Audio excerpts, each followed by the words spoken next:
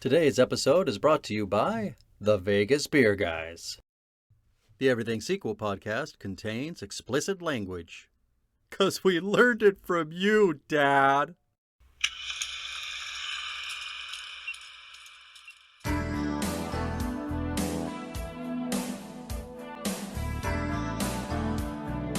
Hello and welcome to the Everything Sequel podcast. This is a Friday the 13th edition. Today, we're pitching sequels to this series for a second time. My name is Michael Shantz of the How Dare You Awards. Joining me, Pitchmaster himself, Tom Stewart of Lonesome Whistle Productions. Say hi, Tom. So he says, "Let me see your ID," and I'm like, "I left it at home," and he goes, "You have to go and get it." So I said, "Okay," and I left.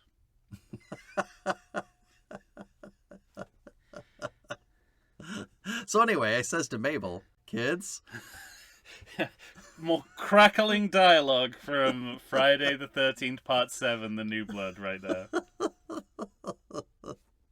Something that I bet that actor came up with in one of their improv classes. Something put into a movie as just honest dialogue that The Simpsons do. Yeah. As ironic, ridiculous dialogue.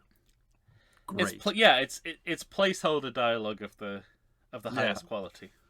Kids, where's your mother? Outside. So anyway, I says to Mabel, I says, It's great.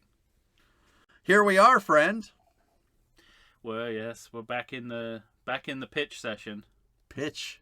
Time to pitch. The pitch meeting. My first question for you is, can you remember what your last pitch was for Friday the 13th? Because I was trying to think of mine last night, and I could not recall a memory. Huh, interesting. I don't know what the hell I did. That would have been post... Yeah, I remember After 6? I did an interquel between 5 and 6. I did the untold story of how Tommy Jarvis got from the end of 5 to where he's masked as Jason. Okay. To driving, escaping the mental hospital. The mental hospital? Nice. At the beginning of 6. That's what I did. 5.5. I can't remember what you did. Oh, I don't remember either. So, yeah. Damn it! I gotta look that up now. Yeah, I could probably find out, but not right now. Okay, It fine. require a little more research than I can do in real time. Any surprises for you as you set about the task? Well, I have mixed feelings about this task. Mm-hmm. Because I didn't want to do it for a long time. you put it off. Yeah. The problem was I had a really good title, but one that didn't suggest any content. But anyway, so there was that. The other factor was kind of mixed feelings because pitching as a sequel to the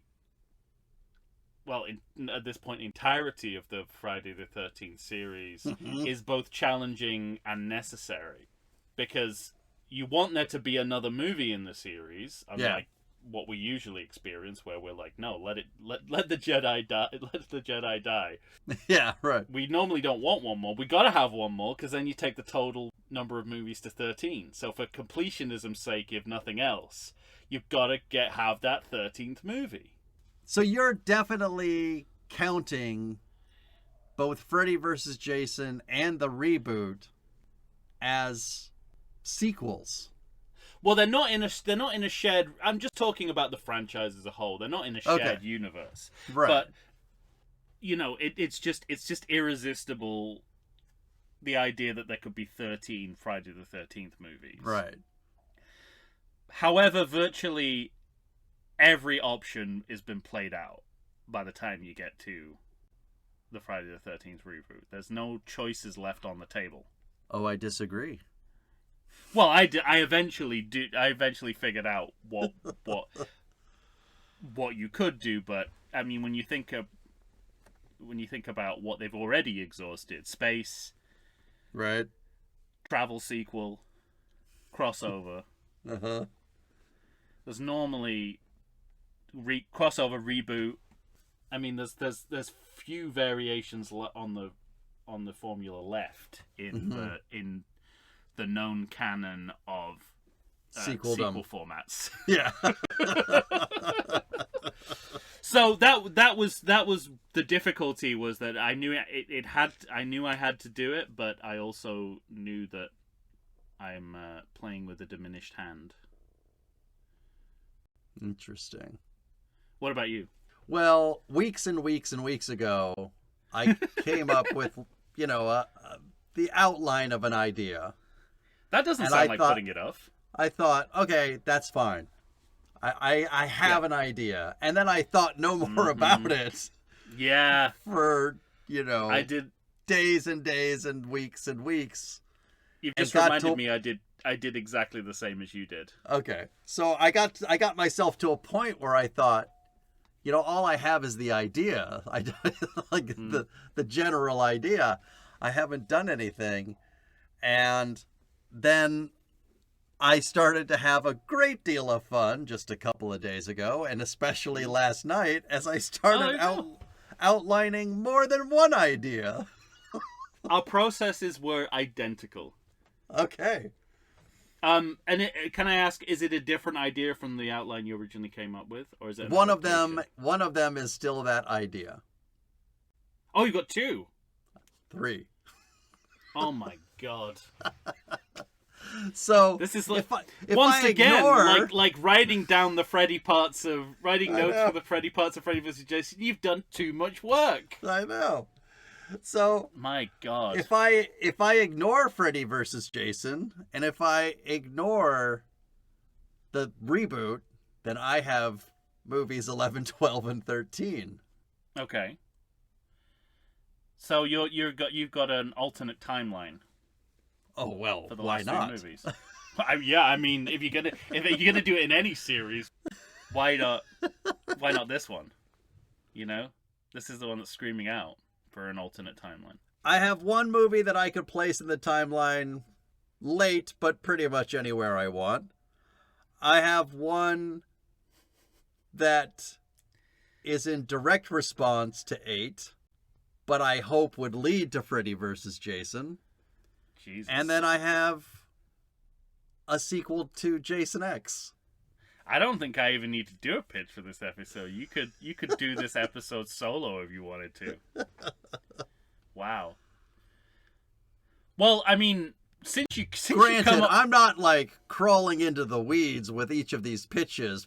I think part of the reason I did this was so that I had at least enough information in my 3 that would normally be for 1, but... Yeah, you're not putting your eggs in one basket. I have, however, put all my eggs in one basket. But given that you've got 3 pitches, I can let my original idea that I didn't follow up on go. Nice. Just so so we're talking about as much as each other during this podcast. And so the outline that I came up with that I didn't follow up on was Jason invades the internet. Jason breaks the internet, essentially. Nice. I thought that's the kind of the cyberspace is the one area we haven't gone in the series, but there was just nothing to that. Because, and as well, like, this is where it's so interesting. We haven't really talked about this, but when you started to devise sequels, it's the first thing you think about. Jason never speaks. Yeah, right. So putting him inside the world of telecommunications was really not going to go anywhere. He can't, because also he can't speak, and there's no sense that he's in any way literate. No, right. So, he can't even be like writing tweets, or, you can't even do the Jason X joke. Because what's a Jason tweet is just a... Fuck it. I mean, it might work on Instagram. Sure. Right? It was just a picture of him. And he's just sending lots of them in sequence. I kind of like the idea of him with the hockey mask on, sitting at a desk with glasses on top of the mask, digitally coding and then, doing whatever he has to do at a keyboard to get himself into the internet. I partially had the idea of when in Jason. You can see why I didn't pursue this idea. When in Jason X, he burns up in the Earth's atmosphere and then lands on Earth like a shooting star. Yeah. Earth 2. At that point, that something happened while that was going on, and he became digital, like he went into the internet. But then I would have to create Earth 2, and it would be Spacen, not Jason.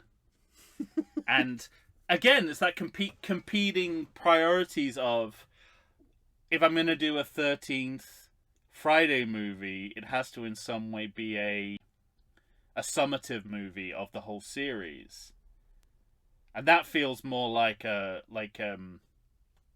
interquel, or even though it is in this fuck timeline, it is the future at this point. That is right.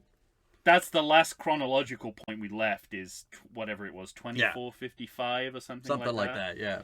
On Earth 2, that's where we left in chronological order. That's where we left. Yeah. Jason. But the competing demands of all of that broke me, and I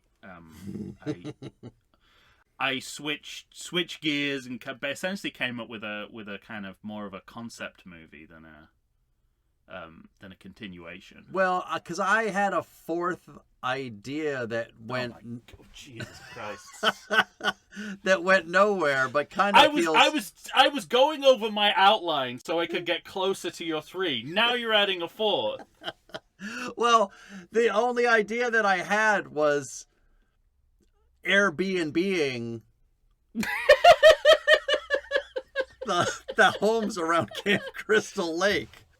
Yeah, that crossed my mind too. So thin an idea that I discarded it, because that, like, literally, you still just have teenagers at Camp Crystal Lake, but it's definitely, it'll be part of your pitch, and it's actually closer to what a real commercial pitch would be. It could be like, you could have them like on Vrbo or whatever, or Airbnb. Mm-hmm. But it would just be like frosting on the cake. Right, exactly. Like, you couldn't make a whole movie out of it, unless of course Jason's inside the internet as he is in mine, and then he could manipulate the algorithm so it sends only morally transgressive, dope smoking, premarital sex having teenagers into the Crystal Lake Airbnb. Jason Voorhees, famous algorithm manipulator. That'd be the kind of the digital equivalent of his analog cornfield rave system of manufacturing teenagers. Yeah. Teenage prey. Oh. Well, I mean, there's no question of who has to start if you've got 3. Now the question is, where do I start between each one? I think I'll just, okay. One of them literally is just almost a log line, and that's it. Okay, yeah, we'll start there. It's basically just the title. That was what mine was for quite a while. Yeah. So it's more than just a title, but it harkens back to something else that's near and dear to my heart, that's just as ridiculous. And that idea, I'll go from like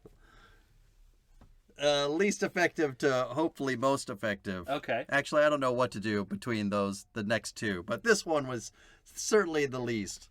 And it's Jason on a plane. Oh, okay. So I'm combining different elements for that one. One, they have him cryogenically frozen underneath the plane because they've captured him. In the hold. And he's in the hold. And the idea, the plan, is to fly him over an active volcano and drop him in. But then, of course, something goes kerblooey and he unfrosts. And so this whole team presumably on this, wherever they're flying over that volcano would also clear them out before they get a chance to put it in there. So on this jumbo jet filled with Teenagers and federal employees, Uh-huh.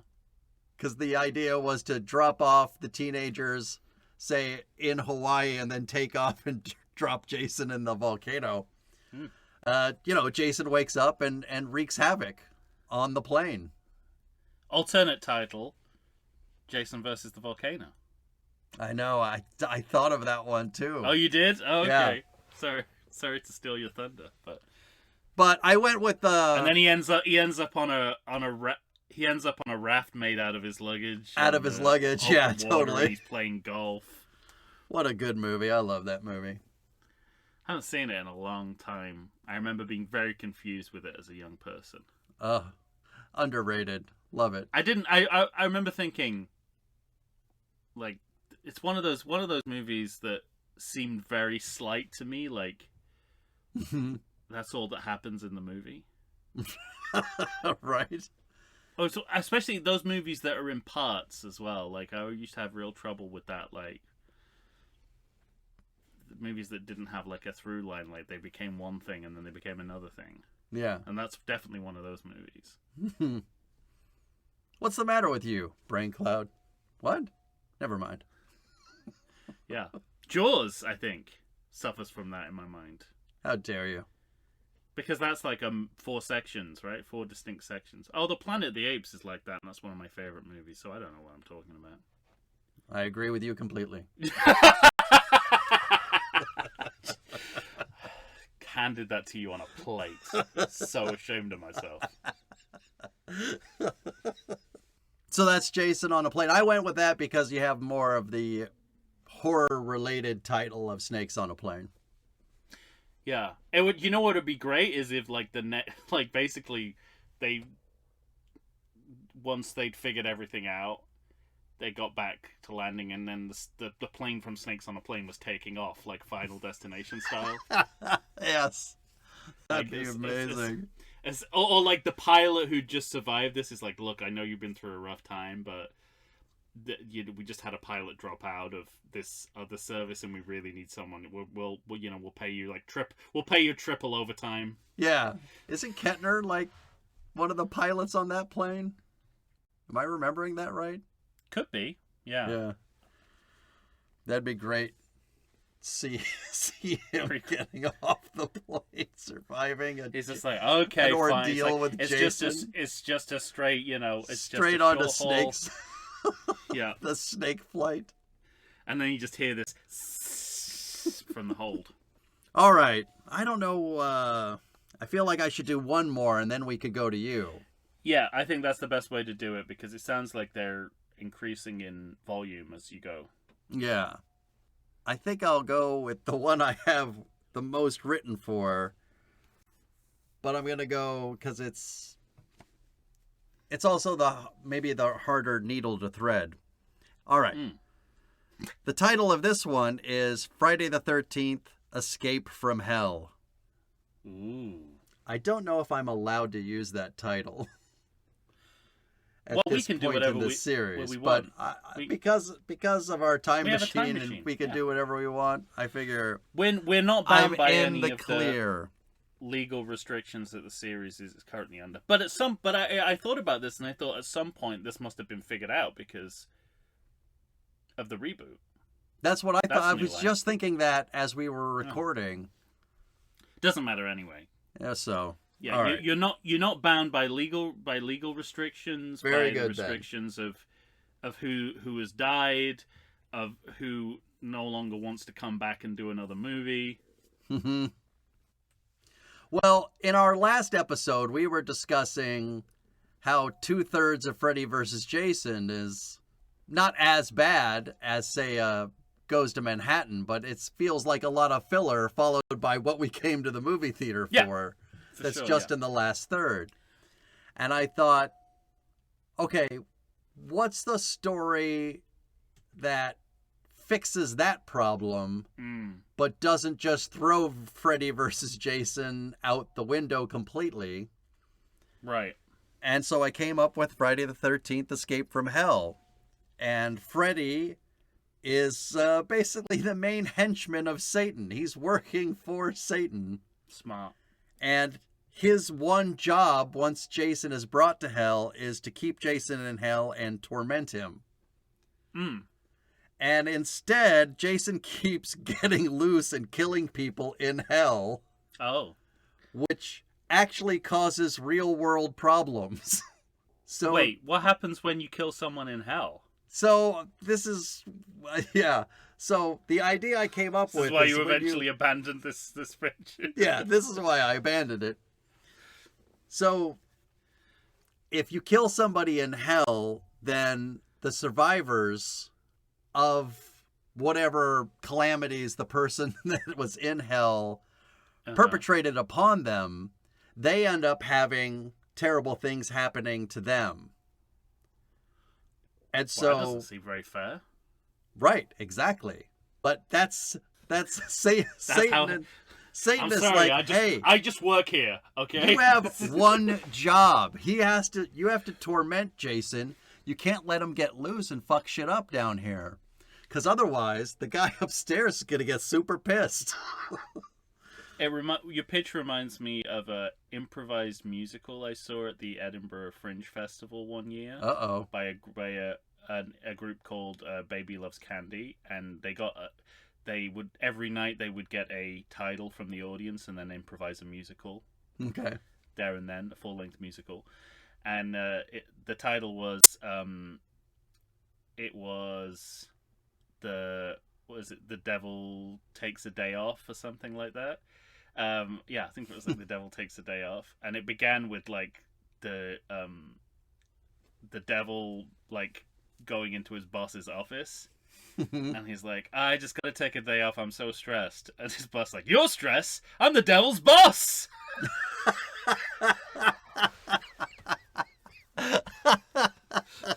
Kind of what you're going for, right? Like a sort yeah. At of first, I was like, I have Office. a question. Why does the devil have a boss? Yeah, exactly. That's He's funny. Like, you're stressed. I'm the devil's boss. That's kind of the dynamic you're going for, right? It's like The Office, but in hell. Yeah, and so that was one of my biggest problems. Like, I didn't know how to do. This is not my problem. Somebody else can figure this problem out. But what? I would argue it's a problem you've created. Yeah, for someone absolutely. else to solve. But what do you do for Satan? Is it like a Tim Curry kind of a Satan, or yeah, is it just? I think it should just be Steve like Carell just as himself, like in Time Bandits when God is just Ralph Richardson in a suit. Yeah, just have that with the devil as well. I think. Yeah, I remember I once did I once wrote and performed. I don't want to. It's so autobiographical. I'm sorry, but once performed at college it's like a 20-minute sketch routine. That involved like someone going into the afterlife, and I was the devil, and I kind of played him as like the most annoying guy who had like a Hawaiian shirt on with flames and the horns, and I was like a prankster. So right. I feel like that's the way he should go. He should be like the Office Joker. I like it. Yeah. It's what I was leaning towards, but I didn't know for sure. Like I said, this is somebody else's problem. Well, going back to our former guest and friend of the show, Matt Aldrich, told us that it was one of the hardest things to write in movies, and he had first-hand experience of dealing with the afterlife, right. when you have to realize the afterlife. What do you do? And cinematically, it's hard because. We were talking about Poltergeist 2, the Other Side, I think is the subtitle for that movie, and they just went full Catholic religious painting on it. But then you think about a movie like Matter of Life and Death, the afterlife is like this grey corporate bureaucracy, and then Earth is this... like defending your life too. Yeah, and Earth is like Technicolor and beautiful and passionate, and so it's like you need to surprise people, but there are also conventions. It's really hard. Right.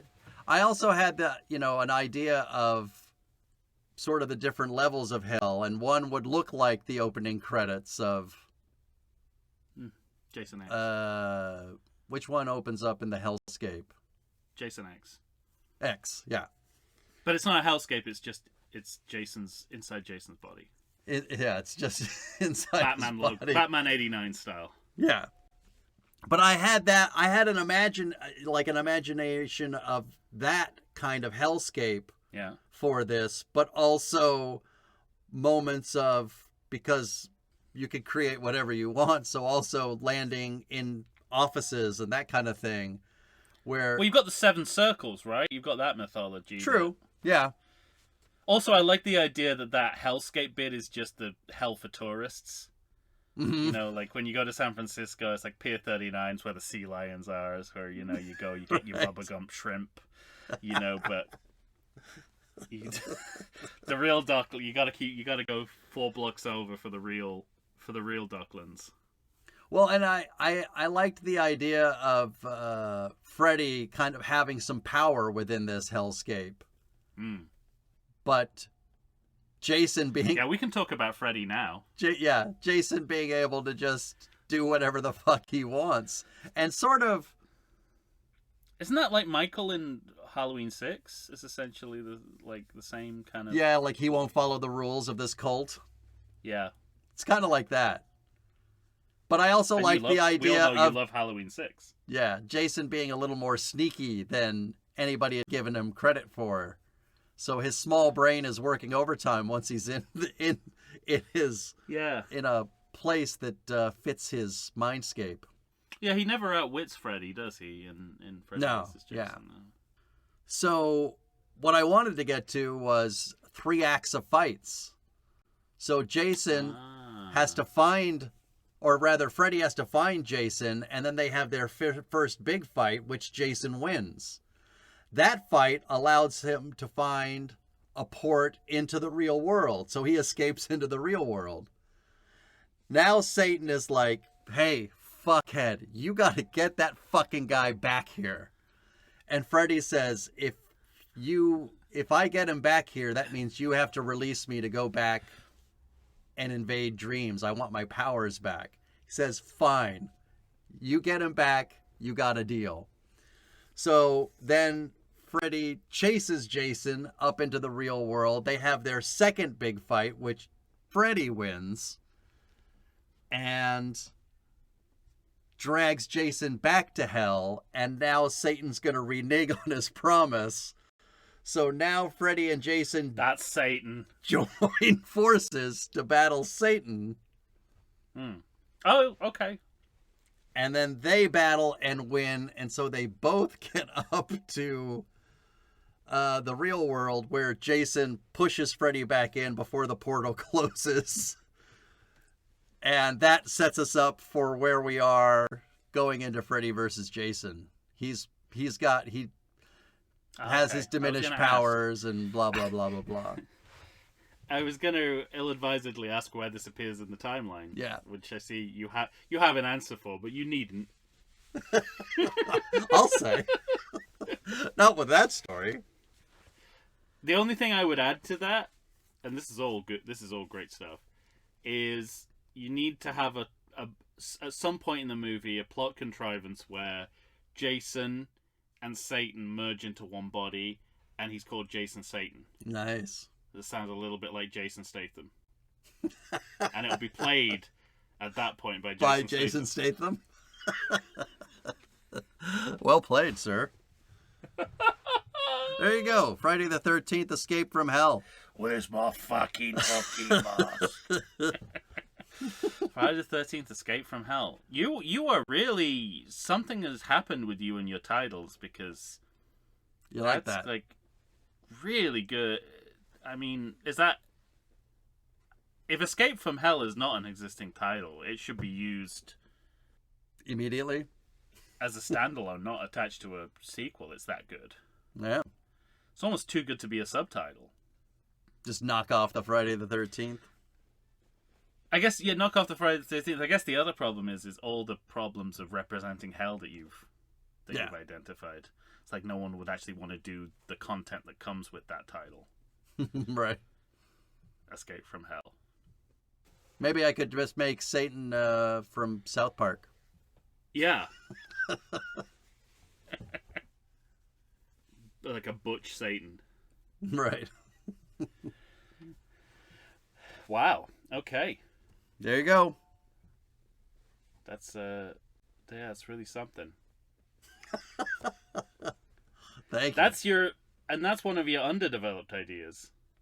No, that was the more developed idea that I decided to go second with. Okay.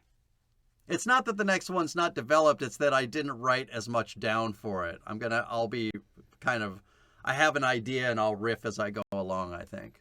I'm impressed you write anything down for this because I pull it all from memory. Not that it shows.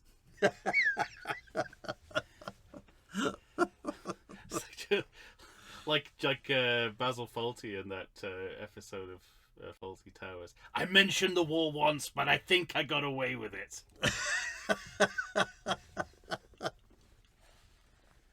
You know that episode, The Germans? Oh, I don't remember. It's been... I haven't rewatched Fawlty Towers in decades. It's been a long time. At least in Britain, it's the most iconic episode of that series because he has a head injury, and then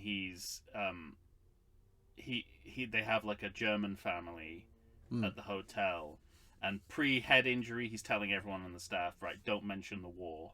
Okay, nobody mentioned the war. And then he gets the head injury, and it gives him a kind of Tourette's where all he can do is talk about the war. Talk about the war? Yeah. So he's going over the menu, and it's like, yes, and it comes with a pickled... it comes with a Hermann Goering. I mean, a pickled gherkin. And then he said, please, can you stop mentioning the war? And he said, you started it. No, I didn't. He said, yeah, you did. You invaded Poland. And it, of course, ends with the classic John Cleese. I'm sure you've seen this image of him with his spindly legs walking up and down with a Hitler mustache. Yes, yeah. And he does this incredible heel turn in the middle of it all. So that's me when it comes to thinking that I've covered up the fact that I don't have anything written down for my sequel pitches. Perfect. Drawing them from memory, like Sarah Jessica Parker's tits. There you go. So, it's my turn, isn't it? It is indeed. Okay, so, as I said, I came up with the title first, and the title suggested no additional content. So, I'm just going to share the title with you because I need it to stand there in all its glory before I talk about what content I've come up with that is contaminating its beauty. All right. This is another one that, like Friday the 13th, I can't believe the series hasn't already done. It's simply called The 13th Friday. Nice. Which is an anagram of Friday the 13th. Yes, thank you. And it describes exactly where... No, I'm sorry. I'm gonna break this down. It's that good. I'm gonna break down every element of this pun. And it's also... It describes the position of the movie in the series. It is the 13th Friday. Yes, I understand. But I know you understand, but I don't know if you appreciate it. It's not sounding like I'm getting much appreciation here for how great this title is. Your titles are getting good, but they're not that good. I think I was awed when you first said it. I had respectful awe. Isn't that great? Yeah. I feel like that came to me. I don't feel like I created that. I feel like it created me. It's like I'm just one of those characters in Twin Peaks: The Return who are like little ball bearings that are thrown into the world to advance the plot. That's what I feel like I am, and the only thing I had to do in the world was to come up with that title. Anyway, it's called The 13th. You clearly think that that's all you have to do because you said that title was enough to tell you the story. Yeah, well, the problem was there was I couldn't reconcile it with Jason Breaks the Internet. Like I couldn't. Yeah. I thought if you put that title out there and then what you do is Jason Breaks the Internet, that discrepancy would. I mean, the series essentially at 13, the series is done. I mean, you know, for most people, I'm sure it wouldn't be for the people making Friday the 13th movies, but. So that, but it would be a sour note to end it on that you essentially got this. You got Jason Breaks the Internet out of this, and because at one point, you know, I was toying with the idea of like just following the adventures of Spacin, since we'd only seen like minutes of him, and then I was just like, what am I going to call my movie? The 13th Friday: The Return of Spacin. I mean. You want to keep that title pure, right? And of itself, and so in doing that, I kind of the turning point here where I you know I just had complete pitcher's block. I was just sitting there going, the 13th Friday. What is that? You know, it's just a title. That's literally all it is. It's a very good title, but where do you go from here? What more do you want from me? I came up with this great fucking title. Another, I don't know why I'm talking about so much about British sitcoms, but there is a great scene from a episode of I'm Alan Partridge where he's pitching TV show ideas to a BBC executive, and the guy doesn't like any of them. So he's just kind of going down the line, and he goes, "A partridge amongst the pigeons," and the guy goes, "What's that?" "Well, it's just a title." That's what I feel like I'm trying. And then he goes, "No, wait, it's me going around Trafalgar Square, feeding, going, whoa!" No. The turning point was I kind of like I narrowed in on 13. Mm-hmm. Okay, let's make the number 13 the center point. The focal point of the movie, the centerpiece of the movie. I conflated focal point and centerpiece there, but essentially it's the same thing. Not writing any of this down, by the way. So we're... You don't say. You might be happy to hear, and I hope I'm not treading on another one of your many pitches that we're about to hear, but... We're returning to the world of Tommy Jarvis. Ah, nice. So the movie begins with, and this one of the things I filled in the gaps with my pitch with a lot of autobiographical elements. And so the first scene in the movie is Tommy Jarvis with his, let's say, 11-year-old son. That's about the age Tommy Jarvis is when we first see him, right? About 11, let's say. Which is a little older than my son, who's 7, but I'm using my first-hand experience of reading bedtime stories to my son and what that's like to be the first scene of the movie. And so little Tommy Jarvis Jr. is lying in bed, and he's like, and Tommy, so he's like, well, what do you want to, what book do you want to have tonight? And he says, let's go with 6. And then Tommy Jarvis goes to the bookshelf, and there's 13 books all in a row, and they're just like 1 to 13. And he pulls out 6. Jason Lives. So he starts opening the book, and this is a graphic novel of the events of Friday the 13th, Part 6, Jason Lives. And so the graphic novel comes to life in an animated recap montage with the comic book panels animated to form motion picture content. And that's how we do the recap montage, kind of taking us to, what happened at the end of 6, where Tommy puts Jason at the bottom of the lake with a black magic spell, which is information that we're going to need to know for this movie. Very good. We go through all this, and we have a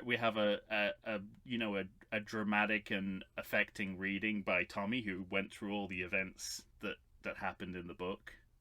Mm-hmm. And then at the end of it, little Tommy Jarvis Jr. just turns around and says, "Wait," I said, "Oh, isn't 6 the one where he ends up turning back into he gets covered in toxic waste and turns back into a kid?" And he's like, "No, that's 8." I was like, 6 is the... And so basically I'm using my own experience of what is a gift to screenwriters, by the way, if you need to do exposition. Have a scene where you're reading a child a story, because no question is too redundant during a bedtime story reading. Literally, I'm thinking of the questions that my sons ask me while I'm reading a story to him, just to be able to interrupt me in the middle of the story. Once he asked me, "How old are you?" Which he knows full well. So none of this will feel like redundant exposition, because it's like, yeah, the kid's asking questions he knows the answer to. That's what kids do when you're reading them a story, is literally... So anyway, the toxic waste is like, no, and then of course, you know, we go into, what's the one that's in space? He's a 10. You know, so you know, we gradually get the idea that Tommy Jarvis has created a series of 13 best-selling graphic novels about Jason. Yeah. And we can extrapolate from, and then we have a crucial piece of dialogue, which will tell us which parts of that are real and which parts are not within this world. And so Tommy Jarvis Jr. will ask another redundant exposition question, which is, it's like, tell me, you know, which is the last one that happened to you, where nice. that you know is real. And he's like, the one I'm reading now. Everything that's happened, and he says, that's how I'm able to write these stories, because I know Jason is safe at the bottom of the lake. Right. Because of that black magic spell I put him into there. And then at that point we pan over to the window. We realize that their home is on Camp Crystal Lake. Right. Is a lakeside home, and we see a tremor, Jurassic Park style, on the water. Tommy Jarvis throws down book 6, heads out, and he's like, I gotta go. I'll be right back. And he goes out, goes to his library, opens up the occult book. Yeah. Heads out onto the boardwalk and delivers an incantation to settle down the tremor in the lake. All the time, Tommy Jarvis Jr. is watching this through the window, and he's memorizing the incantation that he's saying. Mm-hmm. So Jason is put back at the bottom of the lake. At that very moment, an SUV comes onto the land surrounding Tommy's lakeside manor. Mm-hmm.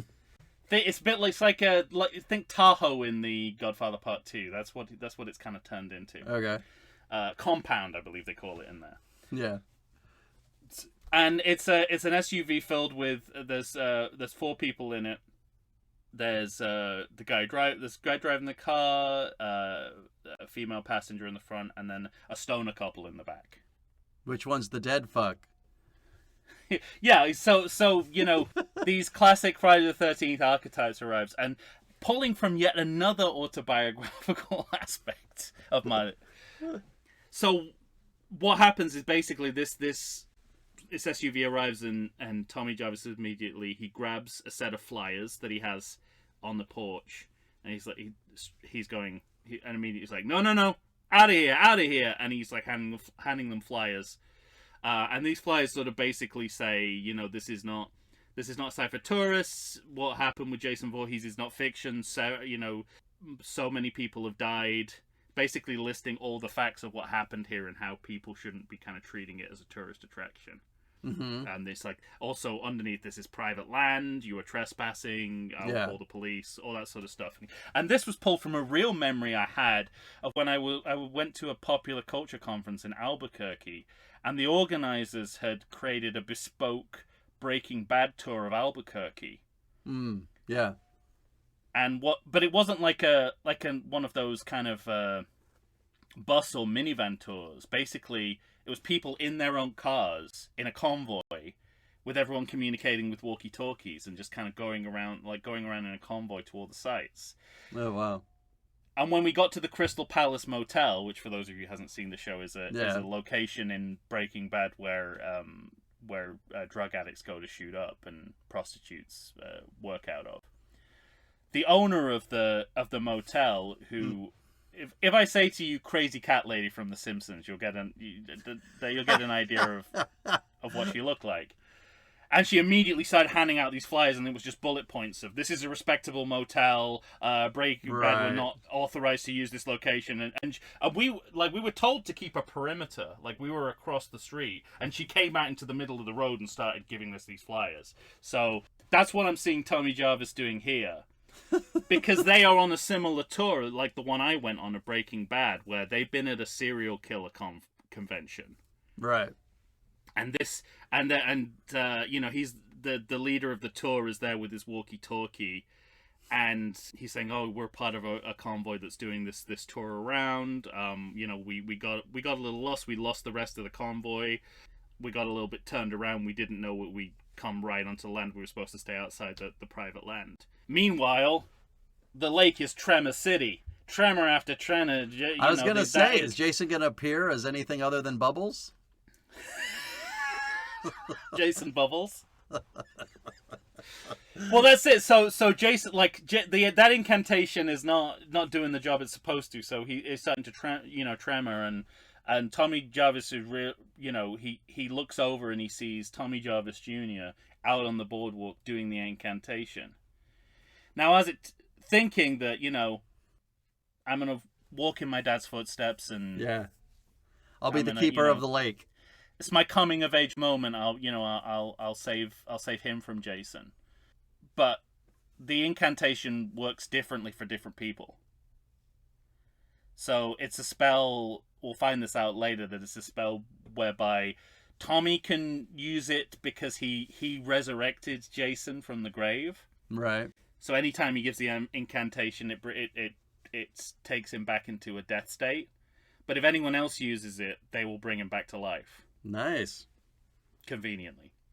So of course, everything Tommy Jarvis, and we have the moment where Jason will burst out through the boardwalk and try and grab Tommy Jarvis Jr., who will get away. And Tommy Jarvis Sr. is there. He sees this all happening. The leader of the tour is there and wants to take immediate advantage of it. He's like sees Jason Voorhees come out of the lake. He's like, I gotta get photographs of this. I gotta get video of this. So he's like getting closer to the action. Tommy's trying to save his son, and he sees Tommy sees his son running away into the woods, and he just he realizes he can't get between him and Jason in time, who's chasing him. So he just shouts to him, "Tommy, 13!" 13. And so I should have said that also in the bedtime scene. This is what I mean. This scene's going to be all exposition, and because of the nature of the drama, you won't notice any of it. Uh-huh. Because it's going to feel as real. Anyone who's a parent it'll feel as real as anything. So anything he'll be like, "Oh, what happens in 13? I forget." And he's like, that's I never released that book. That book's just for you. You're the only one who reads that book. I'm never going to release it. And it turns out 13 is basically a book. It's not a story. It tells him of all the booby traps and hiding spots in Crystal Lake he can get into if Jason ever finds him. So he has this 13 book, which he's told to carry with him at all times, every time he leaves the house. Nice. Like a pocket version of it. Yeah. So like a pocket constitution. Exactly. So I'm just saying, 13, Tommy Jarvis knows he goes to a particular hiding spots, and the idea is that the concept behind this is that all of the hiding spots he's going to find and all the booby traps are based around they're like a particular kill from each of the previous movies. The only one that I came up with, in abstract was there will be an X marks the spot where Jason will stand on it and it'll send him up into a rocket in space. essentially. We'll have to save that one for the end, I think. Or very close Yes, to agreed. the end. But anyway, so the stoner couple in the car who are just wandering around aimlessly. They don't know what's going on. They're like the Cheech and Chong in 3. Cheech and female Chong in 3. Yeah. But who's the other female passenger in the car? Well, she calls herself Danielle, and you know she's the one who's kind of like, look, let's get out of here. But the one big tremor that has taken Jason out of the lake has also killed the engine of the car. They can't get it started. So they can't get back to where it's going. So she's reluctantly it's like an electromagnetic pulse. And obviously, you know, Tommy and the tour leader and Tommy are kind of at loggerheads. He's trying to find his son in one of those hiding spots, but as soon as he gets there, his son's moved to another hiding spot, as he's been instructed to do. Never stay in one spot for any time. So he's got like a window he's got to get there, and you know he's relying on that his son remembers what happened in the story, which is not a good idea. The tour leader's just trying to get photo and video, and then she's like the lukewarm water between the two. She's just like, look, trying to negotiate this. Like, we realize we shouldn't be here, but you know, we want to. It's like we gotta help you find this kid, you know, and that. So she's kind of trying to make the best of it. And as the movie goes on, we're going to see Tommy Jarvis Jr. go into all these hiding spots and pull booby traps on Jason, and we're also. Every place that he goes to, he's gonna have like a little flashback, basically, to how the fuck this happened. It ended up with Tommy Jarvis ending up back at Camp Crystal, like living there permanently. And so the interim storytelling is going to unfold of, you know, that they were on a family road trip. And Tommy Jarvis just had to see the lake one more time. He noticed that there was a tremor there. He suddenly decided to, you know, use all the money he'd amassed from his graphic novels to buy the land around the lake and set up his cabin there because he had to protect it with his spell. He knew that Jason would get out eventually, and that alienated. You know, we'll see him and his wife arguing, Tommy Jarvis Jr.'s mother, and that's why she's not around, because she's just like, I can't live like this anymore. Interesting. You know, I didn't marry a trauma, basically. And so that's how she got out of the picture. And in terms of Tommy and Danielle, she's kind of the new love interest. They're kind of they're bonding. She went to the serial killer convention for basically the same reason he wrote the books, because she has a family experience of serial killers that like affecting her family, and this is her cathartic way of dealing with it by trying to treating them as entertainment. Right. And she went on this tour because, you know, she wanted to know more about Jason Voorhees, so there's all that going on. So basically, you know, Tommy Jarvis Jr. survives. The stoner couple get killed. The tour leader gets killed. The other three, I want them to basically survive the movie, so they create a new kind of family unit. Jason, I think however we dispatch him, rocket into space. Something from Freddy vs. Jason. Maybe we'll have him in a folding bed or something. I don't know. Yeah. We'll get rid of him somehow. And then at the end of the movie, there's this little kind of family unit built out of trauma, which is always good in a horror movie. And then she says, you know, it says, I wasn't being totally truthful to you. My name's not really Danielle. It's Jamie. And this is Jamie Strode. Grown up Jamie Strode. I knew it. And then we end to the strains of the Halloween theme, so we're teasing if the series will end at 13, but there will be another a Halloween crossover. A crossover. Yeah. Love that. And I think the credits should be like back and forth Halloween and Friday the 13th, so it'd be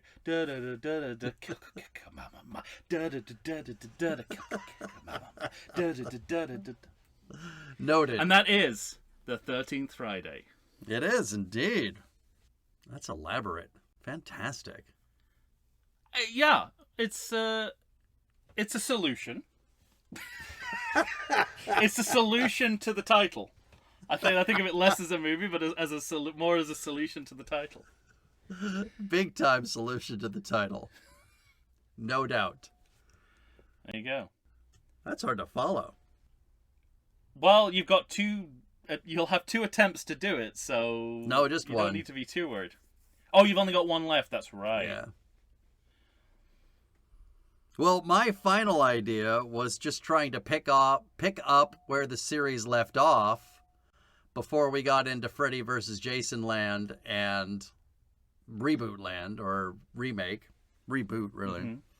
And that's Jason XI. So you did do the further adventures of Spacin'. I did. Yeah, great. I'm glad you did. So, but not Tommy Jarvis. I'm glad that we didn't overlap there. yeah, no. So my idea was we pick up right where we left off, and Jason and not Tony Todd are on fire, burning through the atmosphere as they're falling to Earth 2. I totally forgot that was him. And my idea was that Jason burns so bright he splits in 2. Oh, God, that's so good. And one side, because the last thing we kind of see, it looks like 2 kids at a Crystal Lake type place. Mm-hmm. And so one half of the body hits dirt, and the other half of the body is going to go further. Meanwhile, not Tony Todd just lands in the lake, and his suit actually protected him the whole time. Well, they could just build, those nanobots could just build him a whole True. Even if he was just a head at the end. My overall point, though, not dead. Not dead. He lands and he goes, not dead. But the metal side of Jason keeps going a little bit further and lands in an electrical plant. Mm-hmm. He keeps that mask. So when he still splits, have electrical plants in 20? Sure, why not? But what I want is both sides of Jason reanimate into 2 Jasons. So it's one original kind of Jason, body Jason, the other bionic Jason, Spacin'. Excellent. And then our Scooby Gang lands, and then I added this note. Yes, it's Earth 2, but we have a kind of like, you know how NASA has a camp for teenagers? You go to space camp? Oh, like space camp? Yeah. There's a space camp there at Perfect. Earth 2. Oh, I can't. You've made this idea that I abandoned work. And yeah, so it was right under our noses the whole time. Yeah, I really liked that portion of the idea. So both Spacin' and Jason come in. I liked the idea of just like we're in the forest and he reanimates, but he doesn't have a mask, and then some kids are just playing like street hockey. So he gets a new regular mask. So you have Iron Mask Spacin' and regular mask Jason, and they meet, and they meet cute and fall in love and go to the space camp to kill kids. Wow. So you have a new group of kids, plus you have the Scooby Gang from the last one showing up to help, along with not Tony Todd. Wow. And they have to dispatch both Jasons. Wow. Might I suggest an alternate title? Jason Goes to Space Camp. This is the other thing that we didn't talk about. Oh, I was meant to look this up, wasn't I? I'll look it up for the Rank the Poster episode, so you'll need to watch us on YouTube for that. Whether Takes Manhattan started with the Muppets. Oh, yeah. We'll I was look meant it to up. research that. I'll have to do that. I'll do that. That'll be in our Rank the Posters episode, everyone. All right. On YouTube, the following week. But I thought of another, like, where does the tradition of the title come from question. Mm-hmm. Is Jason Goes to Hell a variation on Ernest Goes to Something? Oh, wow. My guess is that it's unintentional. For both, or just Goes? Just goes. Well, Takes Manhattan is definitely the Muppets Take Manhattan, because that's both Takes and Manhattan. Yeah, but it's got both. But you think Goes to Hell is just a coincidence? Yeah. Goes to hell, goes to camp, goes to jail. Mm-hmm. Okay. That's my guess. I have no evidence to support that assertion, but... Well, as soon as I thought Jason Goes to Space Camp, I'm like, oh, okay, well... Then we got the Ernest format. Yeah. I had, like, this vague notion of the more human side of Jason, the less robotic side. It's an interesting choice of words. The more human side. It split and didn't keep any of the mask, and the mask, like, you have to remove the mask to kind of get at Bionic Jason. It's the only way he can be gotten now. Yeah. You know what would be cool? You have to get close enough to get the mask off. You know what would be a cool variation on the New Blood? The mask splits off, and then he grows another mask. You know, like Homer Stubble. Yeah. Yep. And I forget when did the mask get welded to his head? When was that? Does that ever happen in the series? Or am I just dreaming that? Oh, you mean actually welded, or I just thought I think you it's meant... like 6, isn't it, where the mask is not removable? Yeah, I was gonna say that the mask feels real stuck on by 6. And then after that, and then by the end of 7, it came off. Because 6 is when he's full on zombie. Because 6 and 7 is the same mask. Then he loses the mask in 7. We haven't been tracking this mask, by the way. We haven't been doing our mask watch. Yeah. No, yeah, you're right. He gets a new mask in 8. But you know what? Neither have they. So we're good. He gets the new mask because the guy, the parody Jason, from the parody Jason on the yacht. Yeah. It's so interesting. If aliens came down now, they wouldn't know what we were talking about. They would have no context. Neither does anybody else, I'm sure. No, and no one outside this closet does either. Yeah. Toxic waste.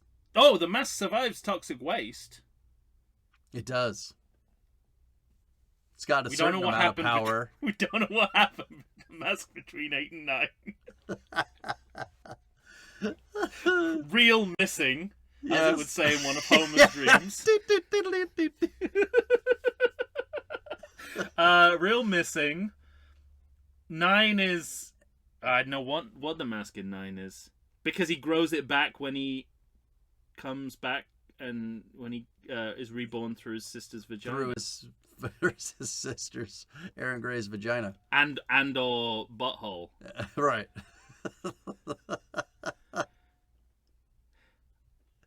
Yeah, he just forms. And with that, I realize this is not a conversation that can come to a satisfactory conclusion. Yeah, that mask is left behind too, isn't it? Isn't that mask? That's what he takes into hell. Dusting in the wind, yeah. Well, and that's Freddy drags it into hell. Yeah, right. Puts it back on him just in time for the fantasy sequence with the morphing heads. Just in time for Escape from Hell. Yeah. So it's a little bit like it's we've done 2 series now. One we're trying to track what happened to lightsabers, and then this one we're trying to track what happened to the hockey mask. Yes. And to a certain extent, there are no answers. There are no, yeah, they're mystery boxes. It's just that this series isn't even clever enough to kind of turn it into a mystery box. Right. Wow. All right, that's it. That's your final pitch? Yeah. Wow. Well, there you go. I didn't go too deep into that one. I have the shell. Oh, it's great though. That's what I wanted to do, and I'm really glad you capitalized on it. And when you said Space Camp, I was like, of course, that's how you do it. Good stuff. Yeah, Space that's how Camp. you have them. Because I was like, well, what are they going to be like? I mean, at the end of Jason X, it looks like it's that Earth 2 is in its 1980s phase. But the thing was, once you start the story on Earth 2, you can't have it that way. You can't. You gotta have some. Yeah, you have to have. Yeah. So I'll say this: I did imagine. At first, I imagined just being in the forest And kind of keeping it vague. and having to kill 2 Jasons. Yeah, but all of a sudden, because it's Earth 2, they have like laser guns and that kind of thing. It'd be really. But I expanded the idea to include the space camp, and I mean, you could still have the lasers, but. Aren't there Jason X comics featuring Spacin? Uh-huh. It sounds like there'd be a great story for one of those. You could literally pitch it to them, whoever's writing the Jason X comics now. Nice. Wow. Boom. 3 pitches for the price of 1 from me, and 2 almost from you. No, one and a before thought. Not quite an afterthought. My other pitch was the afterthought, but that was the before thought. Yeah. Yeah. Well, yes, I mean, you can make something out of some of that. Thank you. Because there's a lot going on. No, I like them all. I like Escape from Hell most of all. Yeah, that's the one I did the most work on. But I'm tantalized by Jason Goes to Space Camp. Mm-hmm. Too. I know it's called Jason XL. XL! XI. It's XI, but... XI. Oh, it'd be so good if it was XL. But then what would Yeah. that be in Roman? That'd be quite a lot of movies you'd have to That'd make be to a get lot. to that point. You'd have to work hard to get there. But it could be. Oh, but it's worth it for the title, Jason XL. Yeah. But that's 50, right? I don't know, but it's a high number. Well, all that's left, ladies and gentlemen, is for you to either tell us which pitch you like or give us your pitch. We want to know what you would do with Friday the 13th at this point in time.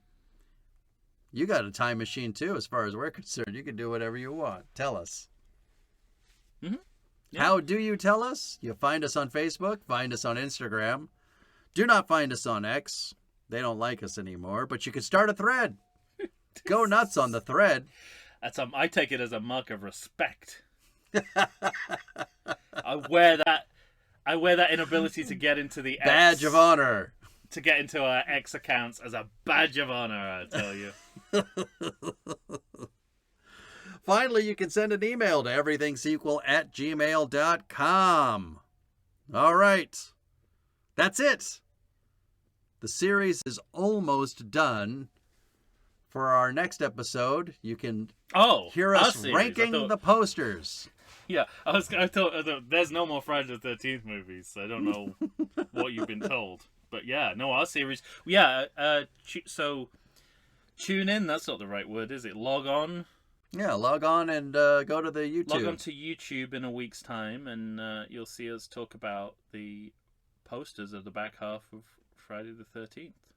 It's good shit. / the Jason series. As we are legally required to call it. As we are, yes, indeed. All right, everyone. We'll be back for that, and then we'll start a new series for you, which we'll announce on that episode, so go ahead and listen. That's right. For Tom Stewart of Lonesome Whistle Productions, Michael Shantz here of the How Dare You Awards. Say goodbye to everybody, Tom. That hockey puck. You're not supposed to use his dialogue. Well, we can now. Now we're released from the. I guess from we're the released. Friday, You're right. From the Friday embargo, we're the next horror Halloween series we cover is going to be The Sleepy Time Killer. Sleepy Time Killer. Good times. I need to work on my Robert Englund because that was Burgess Meredith. I didn't hear she no put the bell. hot dog in the bun. Get up, you son of a bitch. I went from a Hippocratic healer to a hypocritical heel. It's colder than a witch's titty out here. Exactly. Different movie, but What is that? That's Grumpy Old Men, right? yeah. Oh, the first one was from Grumpy Old Men. It Looks like she put the hot dog. It's like, I can't remember his name. Looks like he put the hot dog in the bun. Yeah. You want to have after credit bloopers and comedic jumps? You add Burgess Meredith. Yeah. Good shit. All right.